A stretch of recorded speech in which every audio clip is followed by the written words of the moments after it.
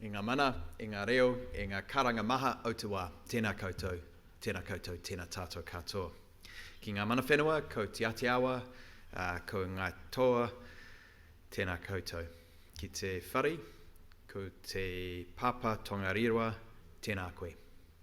Raurangatirama, tēnā koutou. Noku tu honore ki a haere mai ki te whakanuia tēnei huihui ngā whakahirahira. Ko te tūmanako ki angatū tēnei hui. Ko te kaupapa rangatira e tauhere ana i a tātou katoa. Ko te whakapiki i te oranga o ngā tangata katoa o Aotearoa. E hara i te mahi māma, engari mehemea ka mahi tahi tātou. Ka taia e tātou. Nō reira, tēnā koutou, tēnā koutou, huri noa i te whare tēnā rā tātou katoa. Kia ora koutou. Assalamu alaikum. Thank you, John, for your warm welcome. It's a pleasure to be here today to celebrate the 30th anniversary of your organisation. Thank you for inviting me to attend this prestigious event, and thank you, Curtis. Also, it feels like only the other day I was here and being greeted as the member for Dunedin South, and I do appreciate the accuracy of your description this time. It matters a lot to my local constituents, obviously. Events such as today are a wonderful occasion to reflect on our history and how far we've come, and also to praise and recognise the impressive contributions by members of the medical profession each day and over the years. I would like to acknowledge from the outset your President, Murray. Murray, thank you. I want to acknowledge your board members, your executive team, past and present, for your strong leadership and advocacy for senior doctors and dentists. Your union is highly regarded across the health and disability sector. I think the strength of the membership, over 90%, speaks to that very directly. And I'm sure that your members are very grateful for your determined efforts and successes on their behalf. In particular, I do want to thank Ian Powell, your inaugural Executive Director. Ian, I can't see where you've gone now, but there we are. You have dedicated 3 decades to championing ASMS's causes. I thought when that slide was up there with the 3, I thought the announcement was going to be, we've actually had 3 directors. But no, you haven't aged a bit. You will be sorely missed when you step down from your role later this year, and I want to sincerely wish you all the very best for the future. I'm sure we'll have more occasions to talk before then, but I want to acknowledge at this conference your significant contribution. And I would also like to acknowledge and thank all of your ASMS members, past and current. You all play a vital role in our public health system, and to again repeat what is bleedingly obvious, no pun intended, you do make a difference, a major difference to the health and well-being of New Zealanders on a daily basis across the country. And I just think it's worth pausing to remember that from time to time. And I don't think you are thanked often enough for your contribution in a profession that is dedicated to service. I have had the good fortune to meet many of you in my role as Minister of Health and previously, and have seen, of course, in those interactions, your dedication firsthand. And I really appreciated the acknowledgement of the significant response with the Christchurch terror attacks. I had the privilege of being invited to come and show solidarity. I rang the DHB and said, what would you like me to do?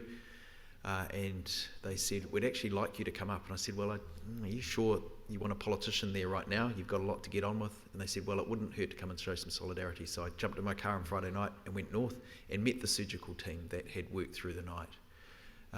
And I just think that response was extraordinary. It was outstanding. It was necessary, but it also needs to be acknowledged. I also want to acknowledge your international speakers. Dr. Kloiber, wonderful to see you again. Ich hoffe, dass Sie zumindest zum Teil etwas entspannt haben während Ihrer Zeit hier in Neuseeland, und ich wünsche Sie alles Gute für Ihre weitere Reise. Professor Martin McKee, it has been a pleasure to meet with you yesterday to share some thoughts about our systems, our respective public health systems, and thank you for making your time available, and I know that people here will benefit from the wisdom that you're going to share. The theme for today's conference is one that is very dear to my heart, and I'm sure it resonates with everyone here in this room. I passionately believe a public health system is worth fighting for, and so does this government, and that is why we are investing in it in a way that hasn't been done for a long time.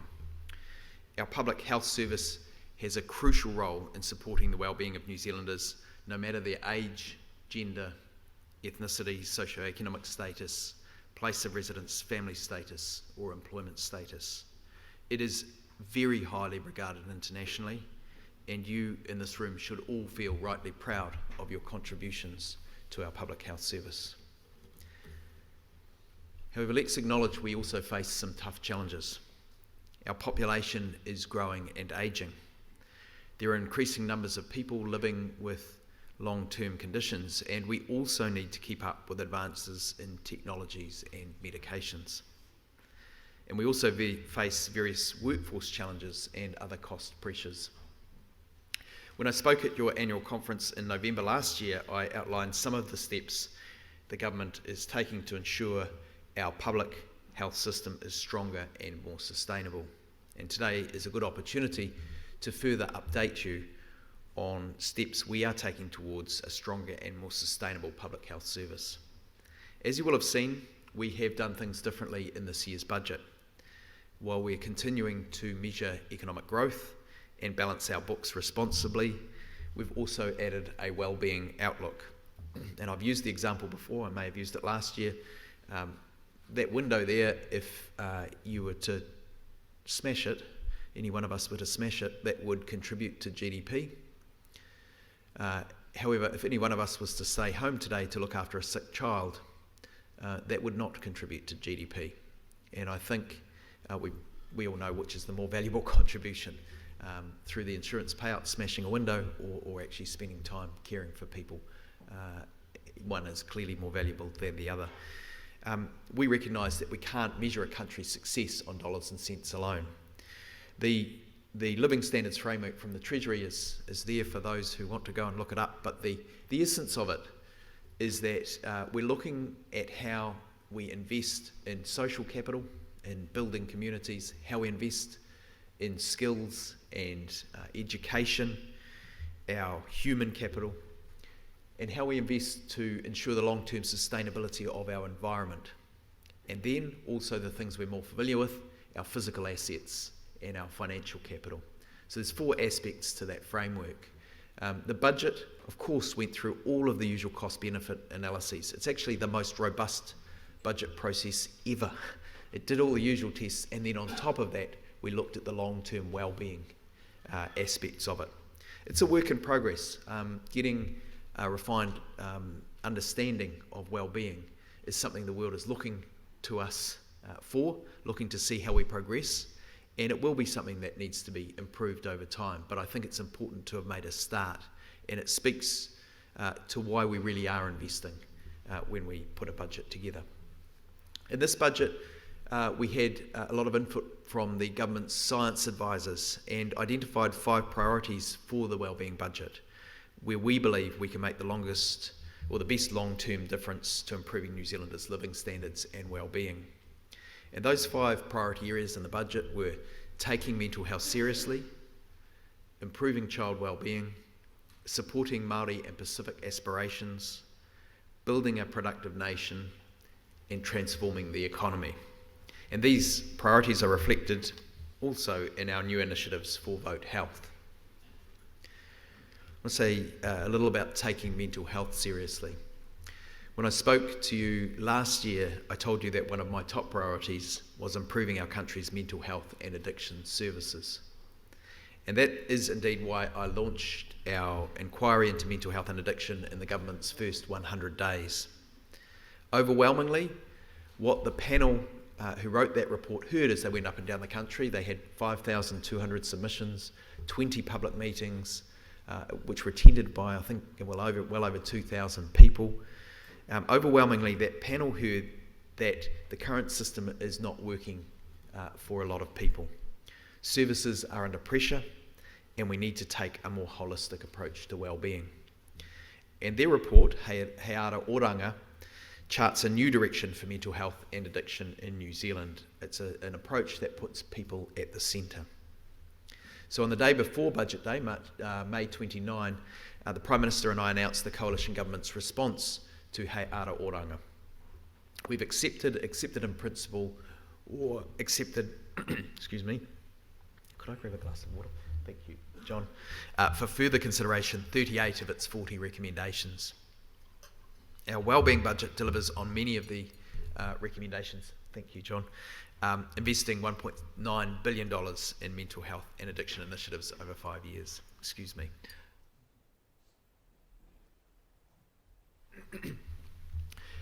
The significant and sustained investment involved in that $1.9 billion is across a range of portfolios, including health, education, corrections, justice, and housing. And as an example, one of the centrepieces is an investment of $455 million in expanding access and choice for primary care support for mental health and addiction. That support will promote prevention, early intervention, and will ensure more people stay well and hopefully over time lower the burden on our more expensive and challenged secondary services. I've also previously talked about my commitment to Māori and Pacific aspiration and improving access and equity. I know everyone in this room will have multiple examples of where Māori and Pacific inequities occur. We do need to make significant changes to deliver services that meet the need that is out there. And that involves delivering and designing services differently if we are to make a real difference and achieve fair outcomes for Māori and Pacific peoples. Our wellbeing budget includes a range of initiatives in Vote Health that aim to improve outcomes for Māori and Pacific peoples. We're investing, here's some examples, $10 million over 4 years for our Māori workforce development package, which will incentivise and support hundreds more Māori students into health professions. We've increased Te Ao Awa Hatanga Haora Māori, the Māori Health Innovation Fund, by $4 million. And that supports Māori health providers to develop and provide Māori-led health initiatives that improve equity. There's an extra $10 million over 4 years invested in the Pacific Provider Workforce Development Fund to help a strong and sustainable Pacific health workforce develop and leadership that can contribute to reducing Pacific health inequalities. And we're investing $4.3 million in a wraparound support initiative for Pacific midwives and nurses in training, recognising that there's a need there because the completion rates in those training courses are not good. And we've also invested around $10 million over 4 years in the Pacific Innovation Fund, which aims to better resource, drive and assess innovative community health projects that improve Pacific people's health and well-being. And a further $12 million over 4 years will go into rheumatic fever programs, helping to ensure Māori and Pacific peoples have a reduced incidence of rheumatic fever and to better support management of the illness in wider Auckland. We all know that the health and disability sector faces significant cost pressures, and I believe, well, I'm relieved actually that the ASMS agrees with me that we can't fix all our problems in 1 or 2 budgets.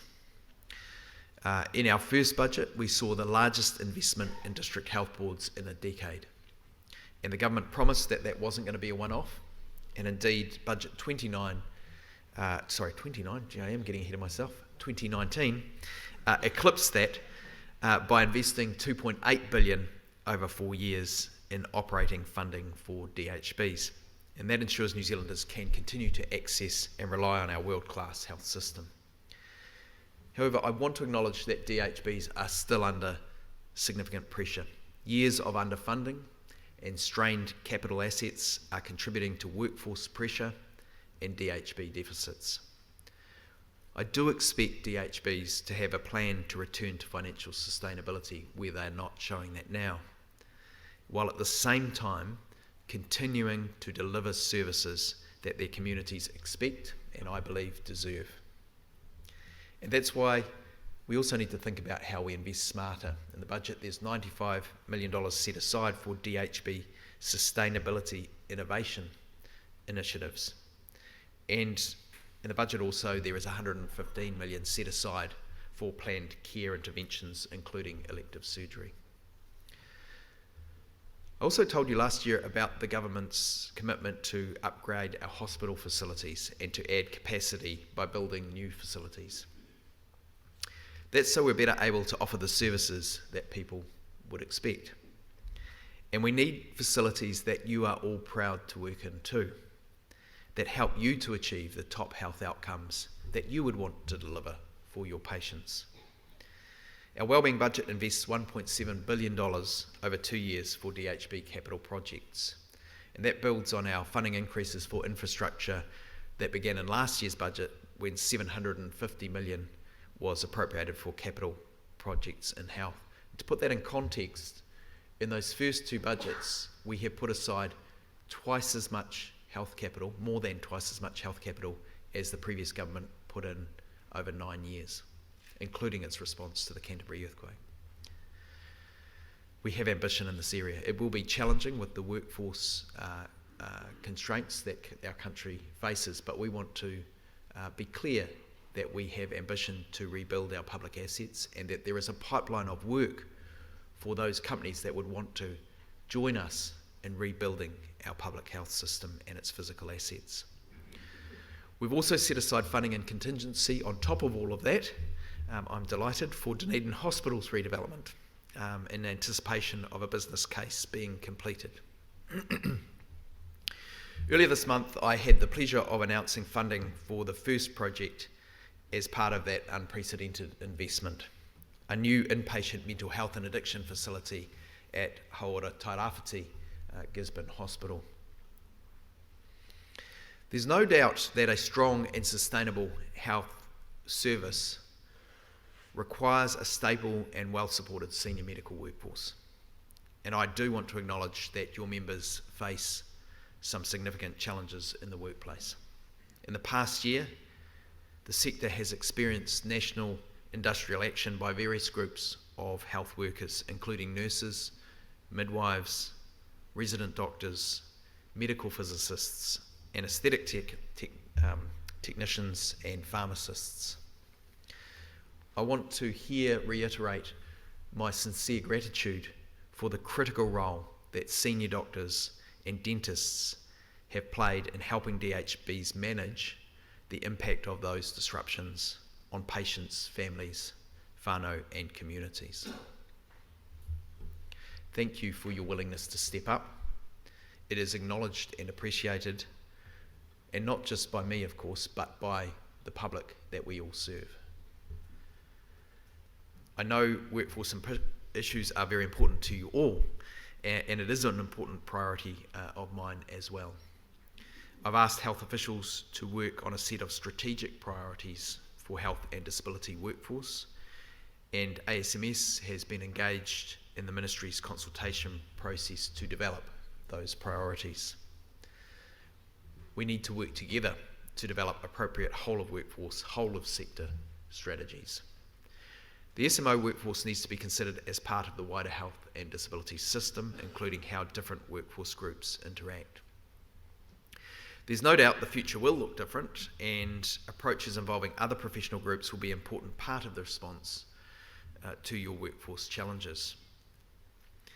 Our wellbeing budget delivers some new initiatives to enhance our workforce, which will strengthen our public health service. For example, we've invested in 482 additional RN nursing places, nurse entry to practice places, 130 extra EN places, Lead maternity carers will receive a fees uplift with 30 million more invested over 4 years to ensure that their practice becomes more sustainable.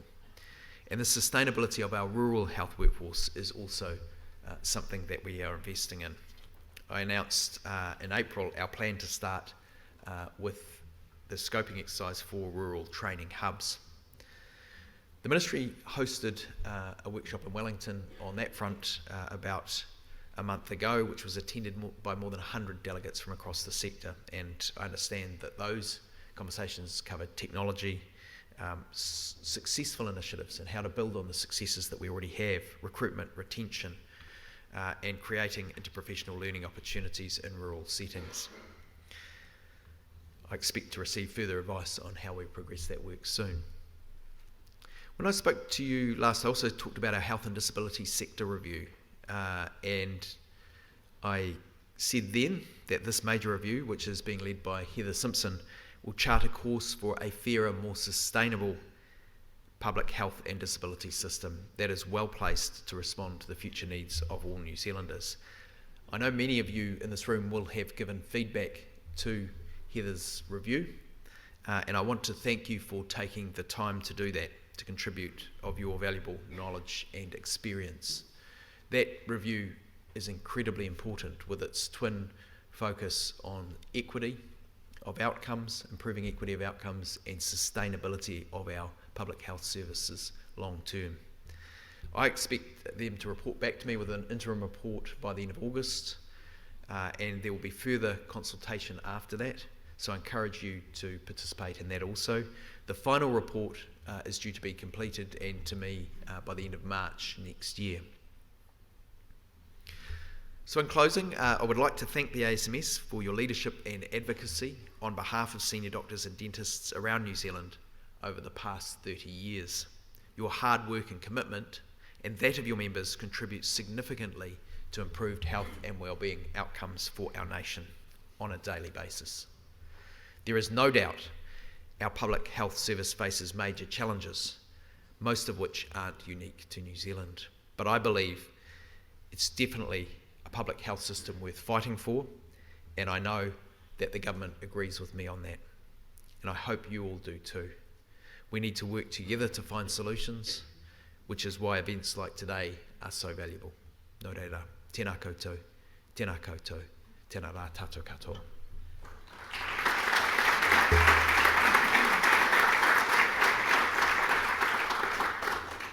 And now I understand we have some time for questions. If you have some questions for a question and answer session, I'm not sure exactly how long we've got, but John, you can probably tell us. 15 minutes. So 18 minutes. Excellent. I can also say I brought the Director General of Health along, so if you've got any hard questions. Such as the enthusiasm for asking for some finer detail on your plans for our health service. The first half dozen questioners have already lined themselves up. So I'd like to invite Murray Barclay to ask the first, please. Is this working? Yes. Yeah. Thanks for agreeing to answer some questions, Minister. I know we're celebrating 30 years anniversary today, but we thought we'd still take the opportunity to ask a few probing questions, if that's okay. Sure. So I'm a gastro. I would expect nothing less. I can tell you the National Party also appreciates the live streaming of these difficult question sessions. I'm a gastroenterologist. It's one of the jobs that I do, and New Zealand has one of the worst colorectal cancer mortality rates in the world. The Gastro Society has done a survey of numbers of gastroenterologists in New Zealand compared with other countries.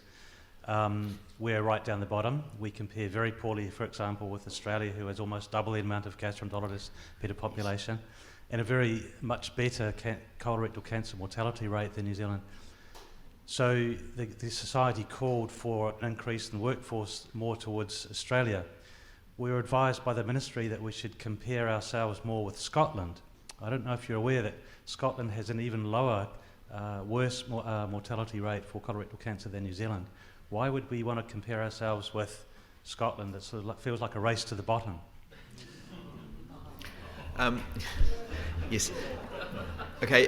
Well, I'm glad I did bring the Director General with me. Look, I think these workforce issues, you'll all acknowledge, have not arisen overnight, and they won't be solved overnight either. But I actually think we need to work together, and I'm really glad that the ASMS is engaged in that conversation. And I'm sure will continue to be, and will continue to advise me on where ASMS thinks we need to go. And can I just say that I really value having different bits of advice too. I don't know what the Ministry's advice will say yet. It may say we should compare ourselves to Australia. I don't know.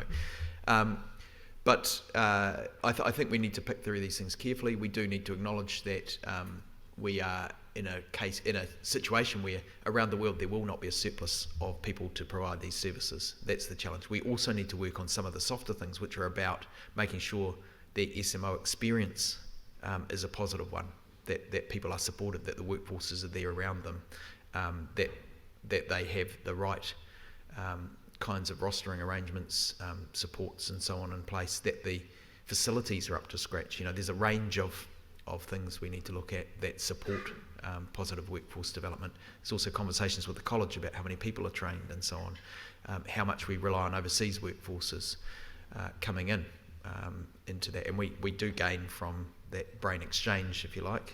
We know across many workforces, so that these are not straightforward. They are complex challenges, and I think the most important thing is that we continue to work together on how we get to the place we all want to get to. Thanks, Murray. Thank you. Next question is Katie Benz. I'm Katie Ben from Nelson. I'm going to carry on Murray's cancer theme there, because I understand that the government's rolling out a new cancer plan. It's great that you've invested 2.8 billion.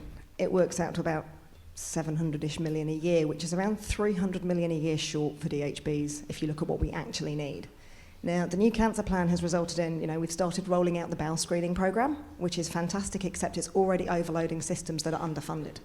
We don't have enough time already to operate on the people who are presenting. We're now finding more people with the bowel screening programme, and we don't have enough theatre sessions to do all of the surgery. We don't have enough hospital time to do the radiation oncology, to do the screening, to do the workup.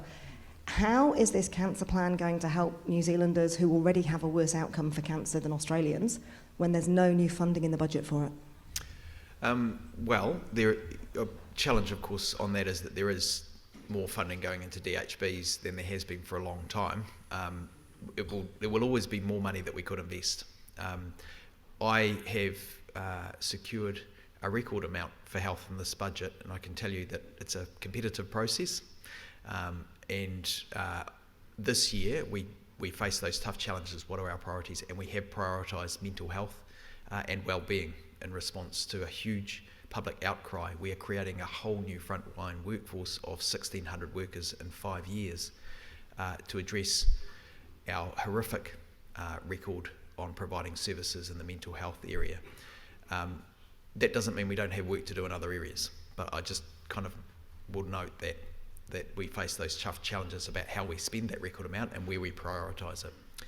The interim cancer action plan is being finalised with the Director General's office currently, so I will receive that shortly. That has been done in conversation with leaders in the cancer sector. It's an interim plan, so there will be a good chance for wider feedback on that. I mean, one of the things, for example, that's been impressed on me over and over again is that we actually need better coordination of our cancer services, that the disparities in treatment across the country that we see are indeed possible to eliminate through providing best practice leadership across the country. There are a range of things which those in cancer leadership they've provided advice on for that interim cancer action plan. I hope that it will be well received, and I expect that we'll be investing more in that area in the future. Next question, Angela Frascini. Thank you for acknowledging that many of the systems in the hospitals are not working and that the workforce is under significant pressure. I would suggest to you that every single day I either meet or hear of a senior doctor who is exhausted or overwhelmed at work. You will be aware of the ASMS research, which is peer-reviewed and published, suggesting again that 50% of our senior doctors are exhibiting signs of burnout. Do you see this as a problem that needs to be addressed urgently? And if so, what are you doing about it? Yeah, so I'm going to repeat myself a little bit here. We are investing significantly more than has been invested in a very long time. It is an urgent problem. At the same time, I cannot magic up a senior health specialist overnight any more than you can. We do need to invest in training. I'm glad the previous government actually increased the number of medical graduates coming through, and I think that was a very good thing. But it will take a long time for that to flow through to senior workforces. There does need to be constructive conversations with colleges about how we ensure more New Zealand trained graduates coming through to our specialist workforces, because we know that New Zealand trained specialists are much more likely to remain here for the course of their career. I mean, I could go on. There are a number of things. There is no silver bullet. Obviously, we don't have a whole lot of senior medical specialists hiding somewhere waiting to be employed. They are not hiding somewhere waiting to be employed. But we do need to grow our workforces and make sure the conditions are supportive of our workforces, because that issue has been there for a long time and it hasn't been addressed in the past. If we look, for example, under the previous government, we had an independent piece of analysis done to say what would need to have been put into the health system to maintain the existing level of services over the final 8 years of the previous government's tenure. And that number was $2.4 billion. Now, you can't take $2.4 billion out and not expect there to be stress and strain on the workforce. And you can't fix that overnight, because you've got to build up the staffing, you've got to build up the investment, you've got to build up the facilities. And so that is the work we're urgently getting on with, because just because you can't fix it overnight doesn't mean you shouldn't be urgently getting on with it. So we are. It is a priority, because continuing down that track of disinvesting in the sector is going to lead to very poor outcomes. So we are investing more than has been invested for a long time. Brian Craig. I'm Brian Craig. I'm a retired psychiatrist from Canterbury. And I'd like, Dr. Clark, thank you very much indeed for your presentation, and also to acknowledge the work that your government has done following the mental health inquiry in supporting mental health, I think, particularly in the community. And is there a microphone anywhere? Can you hear me?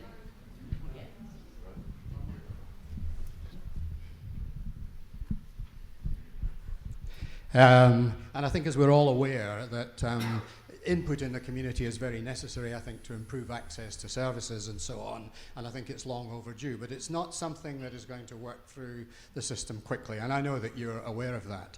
I'm probably going to talk more as a specialist psychiatrist, because the services in the community still lean very heavily on specialist mental health services in order to provide what they provide, both in terms of support, advice, and access, and so on.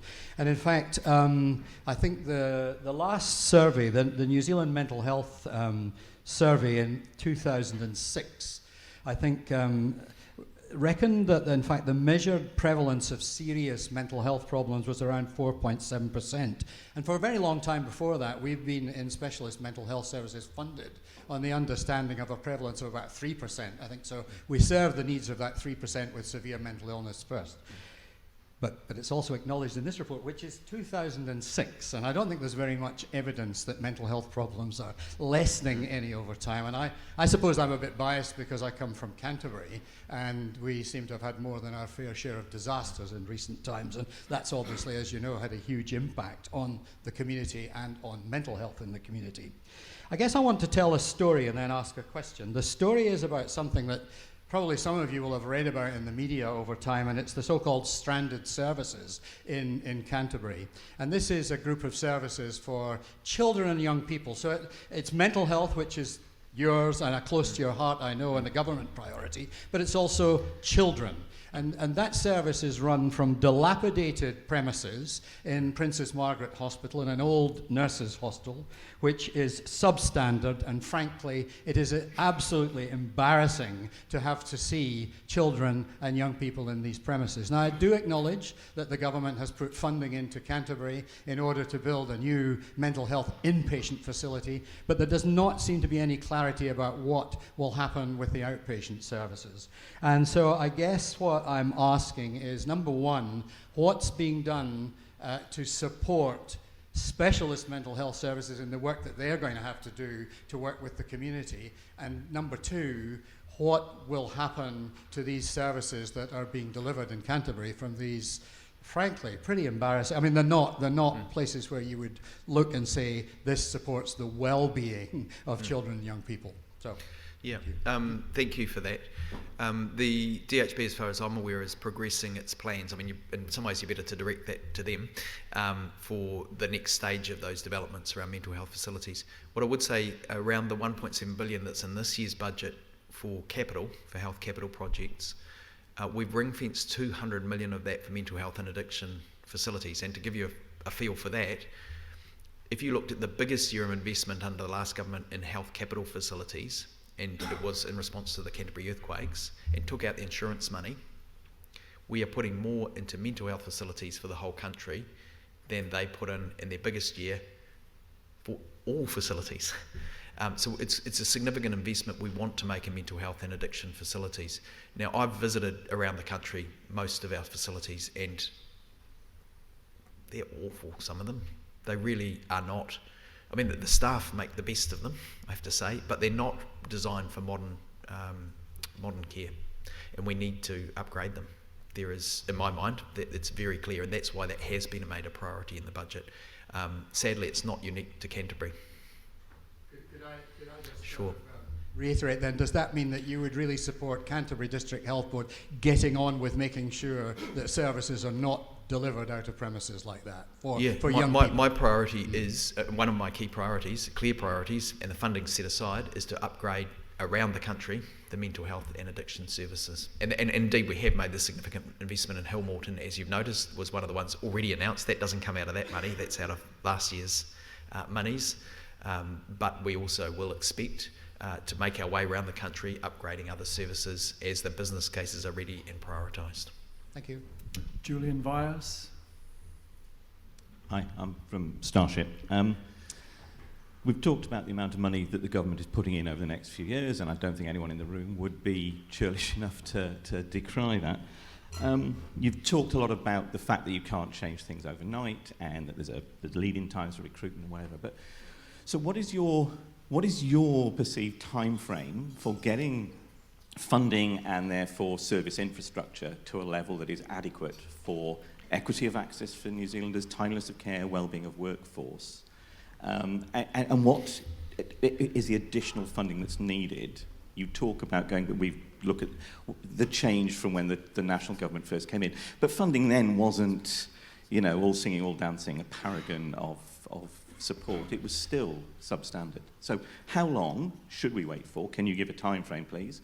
And what would be, in your mind, your target funding level for Vote Health? Yeah, it will be different in different fields, right? So if your specialty takes 14 years to train more people in, it's going to take a while to get to the level of service that we would like to have. For other things that are more immediate and addressed through primary care, where there are other workforces that can deliver solutions more quickly, it's going to be sooner. I mean, I'm not going to be able to give you a definitive answer to that question. And if we were to double the health budget overnight, we wouldn't have double the people to deliver the services. That's just a simple reality. But what we can do is show clearly a path of increased investment that indicates a clear intention. The Nurse Entry to Practice initiative, which we've just put through with the Nurses Accord, is a good example, whereby until now, when a nurse trains, they've had no guarantee of a place at the end of it if they're appropriately qualified and a suitable person. And so people thinking about taking on a nursing degree have had to think twice about whether they'll end up stacking shelves at the end of it or to travel overseas. With our medical workforce, we've always said get to the end of your training, there will be a training place for you if you're a New Zealander training in our medical system. And so there are things that we can do that will encourage that workforce growth, making sure the opportunities are there, making sure there are more training places and more support, but all of those things will take time. The clear thing is that the government needs to signal its intent. And you can look back over I can bore you with the statistics about the funding uplifts under different governments. They tell a pretty clear picture, and we're telling that picture again of we want to invest in the public delivery of health services.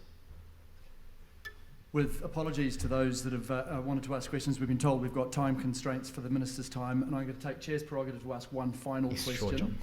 Given the third busiest emergency department in the country, at which I finished a shift at 2:30 this morning, on Sunday saw 264 patients, of which 104 waited longer than 6 hours for treatment. And on Monday we saw 296 patients, of which 105 waited longer than 6 hours to have their treatment completed.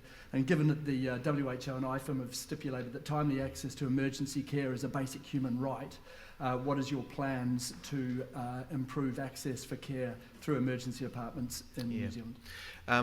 Now, I might get the Director General to speak to this one. He's gone. One of the things I should say up front is we have in this budget specifically invested in emergency care response in terms of workforce for supporting people coming in. There's 15,000 people a year who present, I don't need to tell you this, to emergency departments in crisis, suicidal, and we've invested, memory serves me correctly, 8 million, is it, over $8 million to ensure that we have more pastoral support, additional connections into community and so on, to make that, because that's a particularly disruptive thing.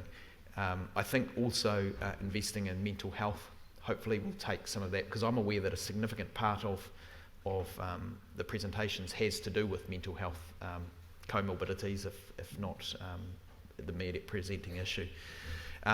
Again, the workforce is required, cannot be magicked up overnight, but as a part of a general picture. I don't know whether you want to add anything else, Director General, to that? The only thing I will add, Minister, is to go back to the point you made during your speech, which is, in fact, in Kia ora koutou, the solution doesn't lie with the Minister.